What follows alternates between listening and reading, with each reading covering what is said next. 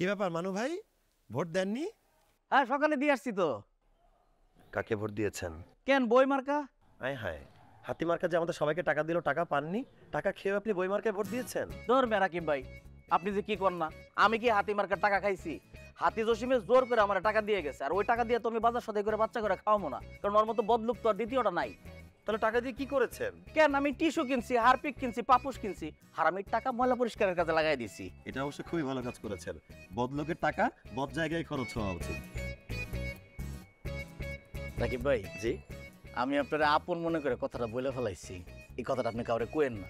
জানেনই তো এই হাতি জস্যার মতো বদলুক আর তো নাই। মানু ভাই, আপনি আমার উপর ভরসা না রাখতে পারেন, কিন্তু আমার গোফের উপর তো ভরসা রাখবেন। এই কথা এই গোফের উপর একটুও যাবে না। আমি সেটা জানি। তা কই যেতেছিলেন? যাচ্ছিলাম গোফটা একটু ছাঁটাই করতে, আসি। কিন্তু গোপ ছাটাই করার পরে কি আমার কথা আবার বাইরে যায় কিনা? আল্লাহ, কারে আমি কি কইতে গেছি? রাকিব বাইরে কেন এই কথা কইলাম?